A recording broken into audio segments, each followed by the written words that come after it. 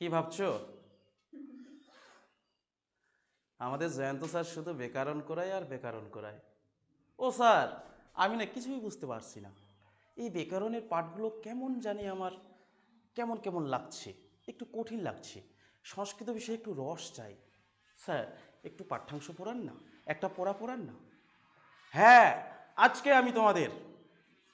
আমি তোমাদের জন্য বা দ্বাদশ শ্রেণী ভাই বোনদের জন্য নিয়ে আসলাম একটি পড়া, যার নাম হচ্ছে শ্রী গঙ্গা স্তোত্রম। আর হ্যাঁ, পড়ানোর আগে হরিওম নমস্তে, দ্য ডিজিটাল এডুকেয়ারে সর্বেশাং স্বাগতম। তো এতদিন যাবৎ আমরা কি করেছিলাম বলো তো? কি করেছিলাম? আওয়াজ করো। এখানে কি একজনকে পড়াচ্ছি আমি? কি করাচ্ছি? ব্যাকরণ করিয়েছিলাম, তাই না? কিন্তু আজকে আমরা কি করব? আজকে আমরা পাঠ্যাংশে চলে যাব। পাঠ্যাংশে বলতে একটা পড়ায় চলে যাব, ঠিক আছে? আজকে একটা পড়ায় গিয়ে দেখব সংস্কৃতের মধ্যে কতটা রস আছে, সংস্কৃত পাঠ কিভাবে করতে হয়, সংস্কৃত পঠন পাঠন কিভাবে করতে হয়, সংস্কৃত উচ্চারণ প্রক্রিয়া কিভাবে করতে হয়। আজকে এটা আমরা একটা পড়া পড়ে জানবো। তাহলে সবাই দেখো বোর্ডের দিকে কি আছে।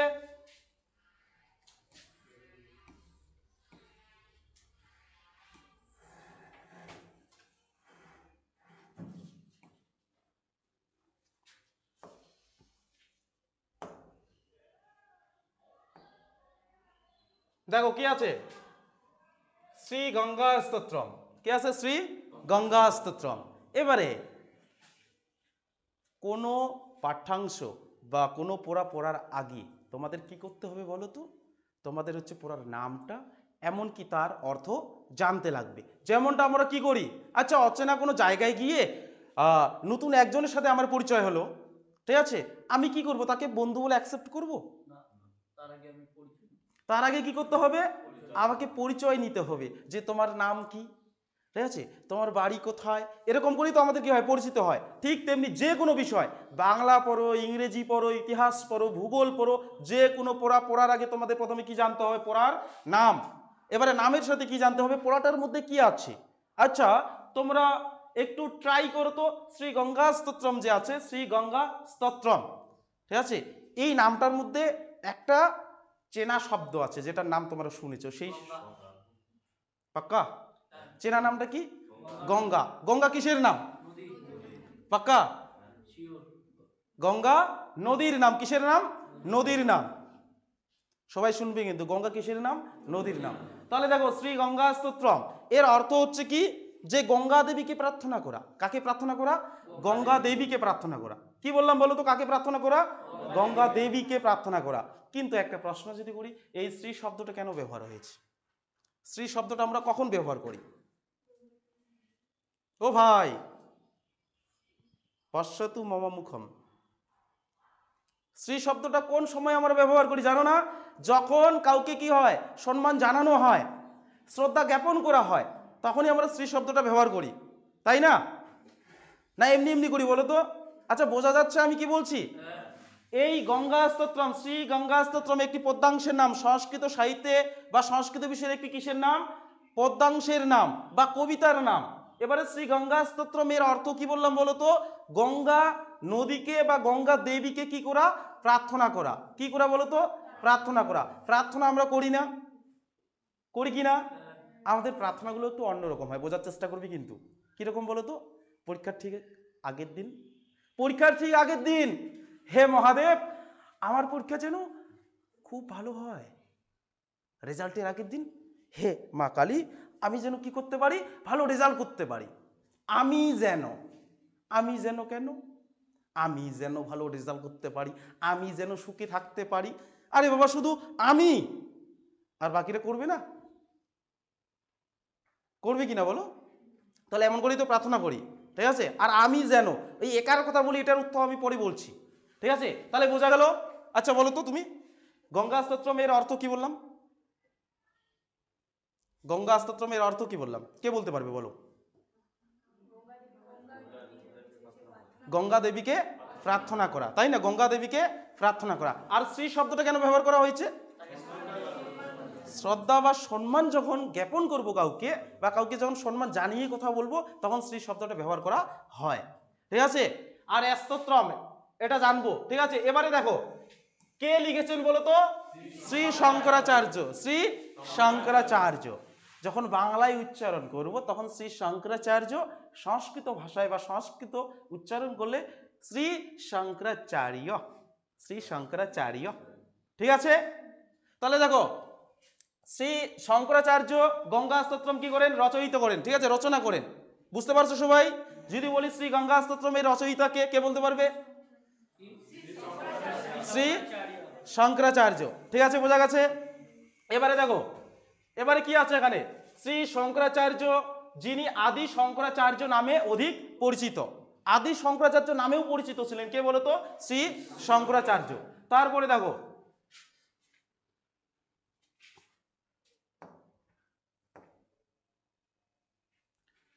তারপর কি আছে?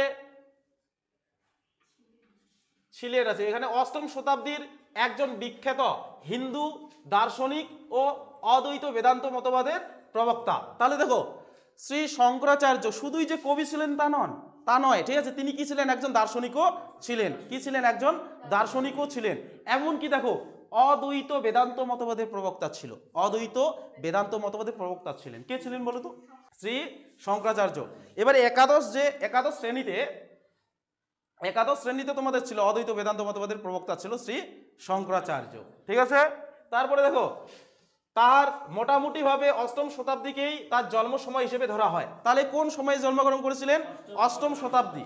যদি পরীক্ষায় আসে শ্রী শঙ্করাচার্য কোন শতাব্দীতে জন্মগ্রহণ করেছিলেন? অষ্টম শতাব্দীতে। ঠিক আছে, তারপরে দেখো বর্তমান কোন রাজ্যের কথা বলা হচ্ছে? কেরালা রাজ্যের। তারপরে হচ্ছে এর্নাকুলাম জেলা। ঠিক আছে, রাজ্যটা হচ্ছে কেরালা। ঠিক আছে, জেলার নাম হচ্ছে এর্নাকুলাম, আর গ্রামের নাম হচ্ছে কলদি। কি আছে? কলদি গ্রামে তার জন্ম বলতে শ্রী শঙ্করাচার্য।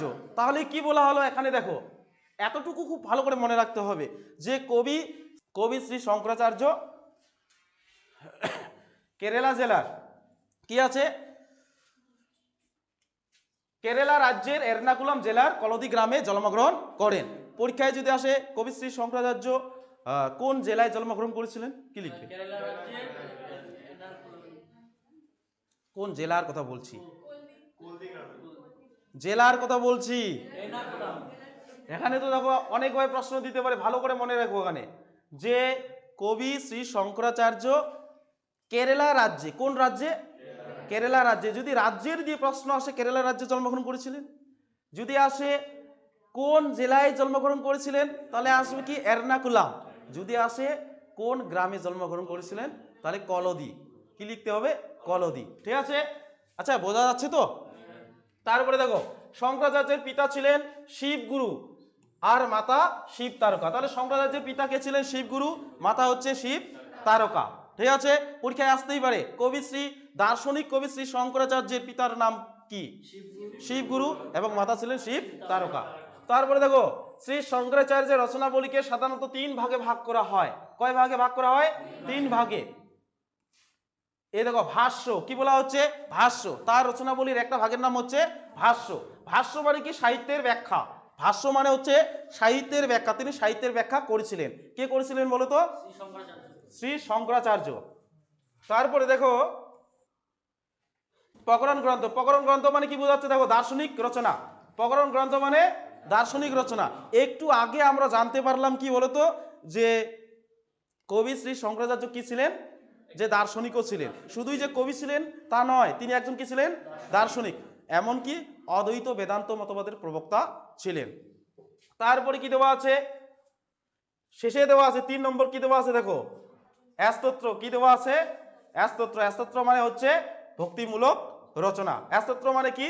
ভক্তিমূলক রচনা। আচ্ছা, এই 3টা ভাগের মধ্যে কোন ভাগ হতে পারে? শ্রী গঙ্গা স্তোত্রম কোন ভাগ হতে পারে? তাহলে কি বললাম দেখো শ্রী শঙ্করাচার্যের রচনাবলীকে 3 ভাগে ভাগ করা হয়। কয় ভাগে ভাগ করা হয়? 3 ভাগে ভাগ করা হয়। যেমন হচ্ছে ভাষ্য বলতে সাহিত্যের ব্যাখ্যা। তারপর হচ্ছে প্রকরণ গ্রন্থ বলতে দার্শনিক রচনা। ঠিক আছে, তারপরে হচ্ছে কি স্তোত্র, স্তোত্র মানে হচ্ছে ভক্তিমূলক রচনা। তাহলে এই তিনটি ভাগের মধ্যে কোন ভাগ থেকে গঙ্গা স্তোত্র নেওয়া হয়েছে বলো তো? পাক্কা তো? কিভাবে বুঝলে? ভক্তিমূলক রচনা, যেহেতু প্রার্থনা করলে আমরা কি করি? ভক্তি করি না? না আবার দেব দেবীকে রাগ দেখাই, হে কি, হে মা কালী আমাকে যদি এটা পাইয়ে না দাও তাহলে কিন্তু খবর খারাপ আছে, বলি কি না? এমন করে বলি, প্রার্থনা করে হে শিব শঙ্কর আমি যেন এটা পাই, আমি যেন এটা করতে পারি, ঠিক আছে? তাই না? হাত জড়ো করে করি, হাত জড়ো করে করা মানে কি? ভক্তি করা, প্রার্থনা করা, তাই না? আর এখানে স্তোত্র আছে, দেখো স্তোত্র মানে হচ্ছে ভক্তিমূলক, আর এখানে স্তোত্র আছে কি? স্তোত্র। বোঝা গেছে? কে বুঝতে পারো নাই বলো? কে বুঝতে পারো নাই? আচ্ছা বুঝতে পারছো? ও ভাই বোঝা গেছে ভাই? পাক্কা? তোমরা বুঝতে পারছো সবাই তো? তুমি বলো তো, তুমি বলো যে শঙ্করাচার্যের রচনাবলীকে কয় ভাগে ভাগ করা হয়? পারবে না? এখানে কি দেখতে পাচ্ছ? দেখো কয় ভাগে ভাগ করা হয়? 3 ভাগে। পাক্কা? 3 ভাগে। ভাষ্য মানে সাহিত্যের ব্যাখ্যা, তারপরে হচ্ছে কি প্রকরণ গ্রন্থ মানে দার্শনিক রচনা, আর স্তোত্র মানে ভক্তিমূলক রচনা, ঠিক আছে? বুঝতে পারছো? তারপরে দেখো কি বলা হচ্ছে, এই সংকলনে শ্রী শঙ্করাচার্যের গঙ্গা স্তোত্রটি নির্বাচিত করার প্রধান উদ্দেশ্য হলো যে এটির ছন্দ মাধুর্য, এটি কি ছন্দ মাধুর্য। তারপরে ভারতবর্ষের প্রধান নদী গঙ্গা, আর এই নদীর উৎপত্তি সম্পর্কে অনেক পৌরাণিক কাহিনী প্রচলিত আছে। গঙ্গা নদীকে আমরা দেবী জ্ঞানে পূজা করি, গঙ্গার জলে আমরা পবিত্র হই। তারপরে সেই পুণ্য সলীলা নদীর প্রতি কবির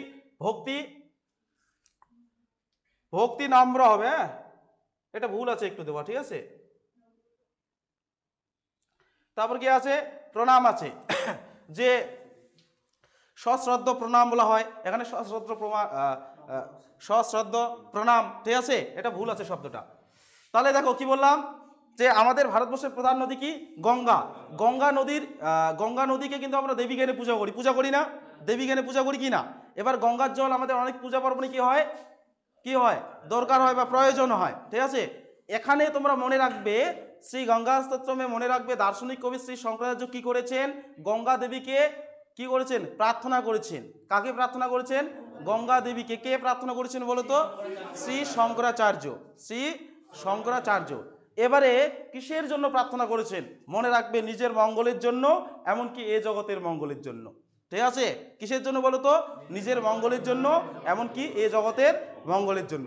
আর একটা কথা, যারা মহান মানুষ হয়, ঠিক আছে, যারা মহান মানুষ হয় তারা হচ্ছে কি করে? যে সবাইকে আপন ভাবে, ঠিক আছে? সবাইকে কি ভাবে? আপন ভাবে। যারা মহান মানুষ হয়, ঠিক আছে, তারা কি করে? নিজের মঙ্গলের সাথে সাথে এই জগতের কি করে? মঙ্গল প্রার্থনা করে। আর আমরা কি মহান? আমরা সেই জন্য তো ওই পরীক্ষার আগের দিনে কি বলি? হে মা আমি যেন, এর আগে বললাম না আমি বলবো, আমি যেন কেন বলি? আমরা কি মহান? হে মা কালী আমি যেন ভালো পরীক্ষা দিতে পারি, আমি যেগুলো পড়েছি না ওগুলোই যেন কমন পাই।